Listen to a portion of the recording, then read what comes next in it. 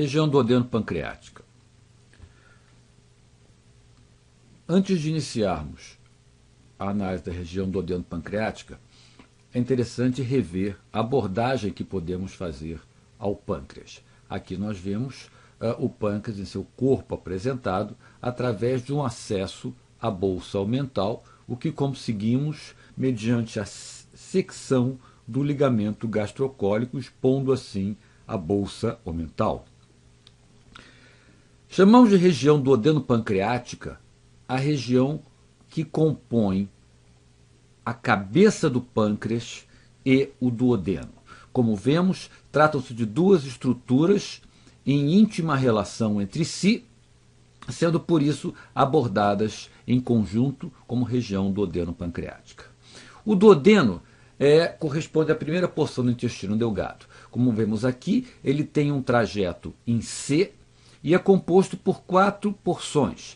A primeira porção duodenal, a segunda porção duodenal, descendente, a terceira porção duodenal, horizontal, e a quarta porção duodenal, ascendente. E aqui já vemos então o ângulo duodeno-jejunal.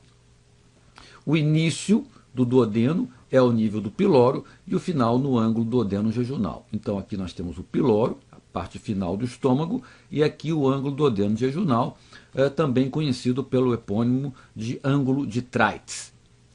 Um aspecto muito importante do duodeno refere-se à sua posição retroperitoneal.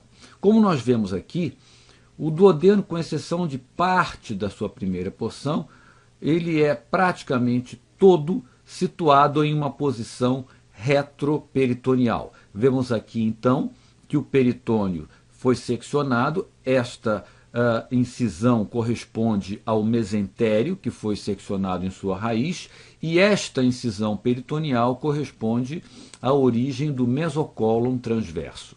E o peritônio em posição reto-duodenal, de forma que a sua parede anterior se expõe para a cavidade peritoneal e a sua face posterior para o retroperitônio. Um aspecto de grande relevância no duodeno é a presença da ampola hepatopancreática, também conhecida como ampola de Vater. Observamos aqui a primeira porção do duodeno, também chamado de bulbo duodenal, a segunda porção duodenal, a terceira e a quarta e o ângulo duodeno-jejunal. Vemos de grande relevância a presença na segunda porção do duodeno da ampola hepatopancreática, que corresponde ao local onde o duto colédoco irá se unir ao duto pancreático para emergir no duodeno através da papila maior situada ao nível da segunda porção. Se nós olharmos nessa imagem, nós veremos uma interessante apresentação da face posterior do duodeno. Para compreender melhor essa exposição, retornamos a essa imagem aqui, onde vemos que, confirmando que o duodeno situa-se em posição retroperitoneal, se nós fizermos uma incisão na parede posterior do abdômen, no peritônio parietal posterior a esse nível, nós conseguiremos então desfazer a posição do pâncreas e da cabeça do pâncreas normal em relação ao reto peritônio, mobilizando-a de forma que possamos então observar a face posterior do duodeno e da cabeça de pâncreas. E nessa imagem nós podemos observar alguns aspectos. O primeiro deles é a relação da face posterior da região duodeno-pancreática com a veia cava inferior e a veia renal direita. Além disso, vemos o duto colédoco penetrando na cabeça do pâncreas posteriormente, sendo esta uma importante relação anatômica na medida em que processos neoplásicos que venham a comprometer a cabeça do pâncreas poderão levar a uma obstrução da via biliar extrahepática. Então, aqui nós vemos já dentro da cabeça do pâncreas a união do duto pancreático com o colédoco, e aqui, uma vez mobilizado o duodeno, vemos a entrada do colédoco na face posterior do pâncreas.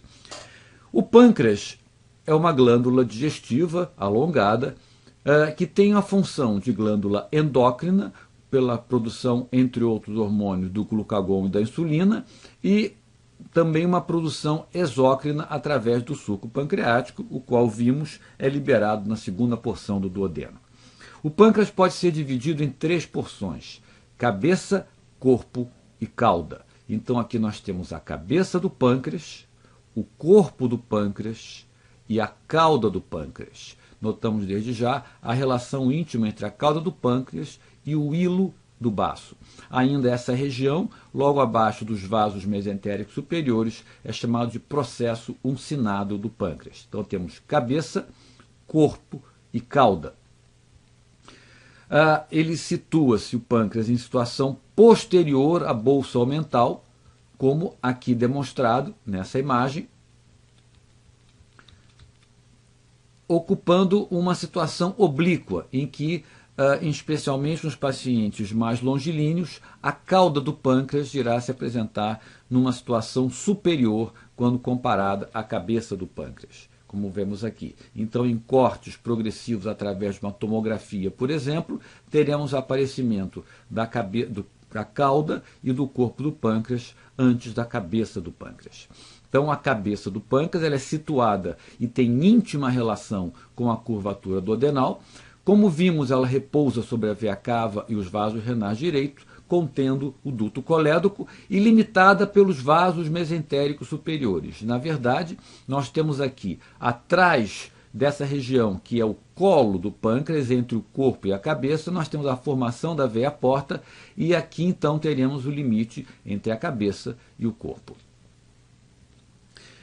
O corpo do pâncreas tem a sua face anterior recoberta pelo peritônio, como vimos, e essa imagem nos mostra de uma maneira clara a relação retroperitoneal do pâncreas. Aqui vemos o peritônio parietal posterior, aqui recobrindo a face anterior do pâncreas, e através da bolsa omental, esse espaço peritoneal, vemos que a face anterior do pâncreas se relaciona com a parede posterior do estômago. Em relação ao duto pancreático, ele é formado pela fusão de 2 brotos pancreáticos e, como resultado final, nós teremos o duto pancreático principal e o duto pancreático acessório. Vemos aqui, então, uma imagem na qual se buscou apresentar o duto pancreático. Então nós vemos o duto pancreático em toda a extensão do pâncreas e aqui o duto pancreático principal, também chamado como duto de Wirsung, em sua união com o colédoco para formar a ampola hepatopancreática. Essa ampola hepatopancreática, como vimos, irá penetrar na parede duodenal, vindo a abrir-se na papila maior do duodeno. Existe ainda no pâncreas esse outro ducto secundário de menor calibre, denominado como duto de Santorini também, que se abre na papila menor do duodeno. Em relação à irrigação arterial do pâncreas, da cabeça do pâncreas, nós vemos que ela se dá através de 4 pedículos arteriais. Partindo-se do tronco celíaco, vemos aqui então a artéria gástrica esquerda, a artéria esplênica e a artéria hepática comum. A partir do tronco da artéria hepática comum, temos então o seu ramo gastroduodenal. A artéria gastroduodenal, então, irá emitir 2 ramos, denominados como pancreato duodenal superior anterior e pancreato duodenal superior posterior. Aqui embaixo, vemos então a demonstração da artéria mesentérica superior, que irá também dar 2 ramos pancreato-duodenais. O ramo pancreato-duodenal inferior anterior e o outro inferior posterior. Vemos então que a irrigação arterial do duodeno e da cabeça do pâncreas se dá de uma forma conjunta através desses 4 pedículos, sendo 2 superiores, anterior e posterior, respectivamente, ramos da gastroduodenal, e 2 inferiores, anterior e posterior também, oriundos da artéria mesentérica superior. Aqui vemos numa outra demonstração a artéria gastroduodenal, dando o ramo pancreato-duodenal superior posterior e a mesentérica superior, dando o ramo inferior posterior. Em relação ao corpo e à cauda do pâncreas, seu suprimento arterial se dá a partir da artéria esplênica. Então vemos aqui a artéria esplênica que, ao longo de seu caminho em direção ao hilo do baço, emitirá diversos ramos que irão irrigando progressivamente o corpo e a cauda do pâncreas. Um outro aspecto a ser destacado é a drenagem linfática do pâncreas. Acompanhando seus principais troncos arteriais, veremos que a drenagem linfática do pâncreas apresenta vários segmentos ricos em linfonodos, como aqueles situados no hilo esplênico, próximo ao tronco celíaco, próximo ao piloro e mesmo próximo à artéria mesentérica superior. O fígado é o maior órgão do abdômen, representa cerca de 2% do peso corporal. Apresenta uma superfície lisa, com bordos agudos, como vemos demonstrado aqui, e ele é recoberto por uma cápsula de tecido conjuntivo, denominado como cápsula de Gleason. Além disso, vemos que existe uma reflexão peritoneal sobre o fígado, o qual, como veremos em seguida, é fundamental para a sua sustentação junto ao diafragma. O fígado é um órgão de grande importância no nosso metabolismo, seja no metabolismo energético, na digestão, na síntese proteica e em várias outras funções no organismo. O fígado apresenta uma face diafragmática e uma face visceral. Uma face diafragmática e uma face visceral inferiormente. Como vemos aqui, sua face visceral se relaciona com a face anterior do estômago. O fígado apresenta dois lobos, o lobo direito e o lobo esquerdo. É importante destacar que, embora esta imagem venha sugerir que o fígado tenha, que este seja o lobo esquerdo e esse o lobo direito, na verdade, embora em alguns aspectos anatômicos, alguns tratados anatômicos, este seja descrito como lobo esquerdo e esse como lobo direito, na prática isso não apresenta uma relação clínica correta. A correlação clínica correta em relação ao lobo direito e esquerdo do fígado pode ser melhor demonstrado através dessa imagem, em que nós vemos que o fígado apresenta em seu interior uma árvore biliar, uma árvore venosa e outra arterial. Como sabemos, no hilo hepático temos a entrada da artéria hepática, da veia porta e a saída dos elementos da árvore biliar.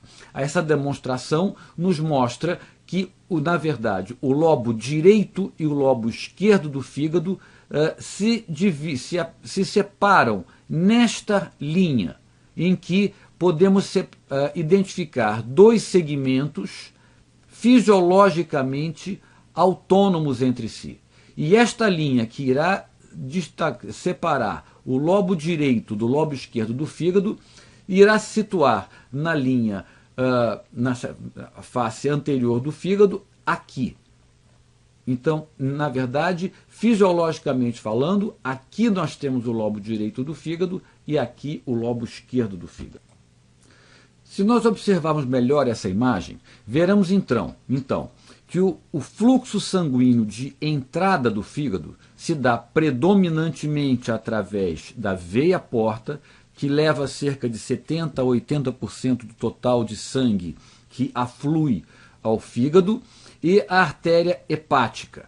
E uma vez ocorrendo a passagem deste sangue no interior do fígado, ele irá emergir em sua face superior através das veias hepáticas, que irão drenar diretamente para a veia cava inferior, logo abaixo de sua entrada no ósteo diafragmático. Observamos mais ainda nesta árvore hepática que esta distribuição irá permitir a existência de não apenas um lobo direito independente do lobo esquerdo, mas também a presença de diversos segmentos independentes entre si, cada um deles contendo o seu ramo arterial, o seu ramo portal e a sua drenagem canalicular. Desta forma, nós temos então esta subdivisão do fígado em 8 segmentos, conforme aqui apresentado. E esta linha irá, como já antes demonstrado, que vai da vesícula biliar até a veia cava inferior, irá definir o lobo direito. Esses então seriam os segmentos do lobo direito do fígado e esses seriam os segmentos do lobo esquerdo do fígado. Um aspecto importante a ser mencionado é a forma pela qual o fígado irá se fixar ao diafragma. Como vemos aqui, o fígado é revestido pelo peritônio a partir de sua reflexão diafragmática. Entretanto, se nós retirarmos o fígado, como aqui apresentado, observaremos que existe uma área chamada de área nua, onde se dá a reflexão peritoneal que irá manter o fígado preso ao diafragma. Observando aqui, esta seria então a área nua do fígado e desta forma, neste local, a cápsula de Glisson estaria em contato diretamente com o diafragma e com a veia cava inferior, observando-se aqui as veias hepáticas entrando na veia cava inferior. É exatamente a disposição desse pregueamento do peritoneal no fígado que irá dar ainda ensejo a denominação de ligamentos, de forma que esta parte deste lado e esta desse lado, como vemos aqui, esses dois elementos são denominados como ligamentos triangulares do fígado. Um outro aspecto importante a se considerar é a estrutura dos dutos biliares intra e extra-hepáticos. A partir da célula hepática, ou de um conjunto de células hepáticas, como aqui demonstrado, nós teremos então a união progressiva de canalículos biliares, os quais servirão a um conjunto de hepatócitos, e esses canalículos biliares irão se reunindo em canais biliares segmentares, os quais irão progressivamente se unindo até formarmos então o duto hepático direito e o duto hepático esquerdo. Finalmente, a união desses dois irá dar origem ao duto hepático comum. Então, os canalículos biliares vão se formar em canalículos interlobulares e, finalmente, no duto hepático direito e esquerdo e o duto hepático comum. O duto hepático comum, como vemos aqui representado, já externamente ao fígado, já no hilo hepático, próximo à artéria hepática e à veia porta, irá então, um pouco abaixo, receber a entrada do duto cístico, oriundo da vesícula biliar. Uma vez havendo a penetração do duto cístico no duto hepático, esse passa a ser denominado como duto colédoco, o qual irá então cumprir o seu trajeto descendente, inicialmente por detrás do duodeno, depois no interior da cabeça do pâncreas, como nós já vimos anteriormente, finalmente vindo se unir com o duto pancreático para penetrar na papila maior do duodeno. Temos aqui então a representação do colédoco supraduodenal, retroduodenal e intrapancreático. Novamente, a apresentação do colédoco. Aqui então nós vemos melhor demonstrado a forma pela qual o colédoco irá se unir ao duto pancreático e temos então a formação da ampola hepatopancreática. Observamos ainda nessa imagem a presença de fibras musculares lisas circulares, que são denominadas como esfíncter hepatopancreático, também denominado como esfíncter de Oddi, o qual então irá desembocar na papila maior, situada na segunda porção do duodeno. à existência desse esfíncter deve-se a necessidade de controle do fluxo biliar, o qual será, na verdade, liberado uma vez que exista alimentos ao nível da segunda porção do duodeno que requeiram a presença para a digestão de substâncias biliares ou pancreáticas. A vesícula biliar é um saco em formato filiforme com um conteúdo de capacidade de cerca de 30 a 60 mililitros, que fica situado ao nível da linha semilunar, junto ao bordo costal, fixo na face visceral ou na face inferior do fígado. Observamos aqui que a vesícula tem essa fixação ao fígado através de ser recoberta pelo peritônio, como vemos aqui demonstrado, que a mantém então fixa ao fígado. Ela apresenta a porção denominada como fundo, o corpo, o colo e o infundíbulo, que é essa parte mais próxima à emergência do cístico. A função da vesícula é armazenar e concentrar a bile. Se nós imaginarmos, então, o fluxo normal, fisiológico da bile escoando através do duto hepático esquerdo, do duto hepático direito até o duto hepático comum, depois essa bile irá descer até o nível da ampola hepatopancreática, a qual, por ação do esfíncter hepatopancreático, agora há pouco apresentado, irá apresentar uma retenção. Uma vez preenchido de bile o colédoco, teremos então um refluxo dessa bile para o interior da vesícula, onde ela será armazenada e concentrada. Ocorrendo a necessidade de liberação ao nível de duodeno, da segunda porção do duodeno, da bile, teremos então, em consequência, por exemplo, da ingestão de alimentos gordurosos, teremos então a contração da vesícula biliar no sentido de esvaziar o conteúdo da árvore biliar para dentro do duodeno, permitindo então a posterior digestão ao nível do intestino delgado. A vesícula biliar ela é irrigada através da artéria cística, como nós vemos aqui. Essa artéria cística ela é originária da artéria hepática direita. Vemos aqui então a artéria hepática própria, com o seu ramo esquerdo, ramo direito, e o ramo direito emitindo então a artéria cística, uma relação próxima ao cisto, como aqui demonstrado. O baço é uma estrutura situada junto à cauda do pâncreas, que, embora não esteja diretamente ligado funcionalmente ao tubo digestivo, nós o apresentaremos nesse momento devido à sua íntima relação anatômica. O baço é a maior massa de tecido linfático do corpo e ele situa-se protegido, assim como o fígado, pelo rebordo costal, o que se torna bastante adequado por serem esses os dois órgãos sólidos do abdômen, portanto, com maior facilidade de ruptura durante um trauma abdominal. Ele não é palpável em condições normais, permanecendo sob o rebordo costal, da mesma forma que o fígado.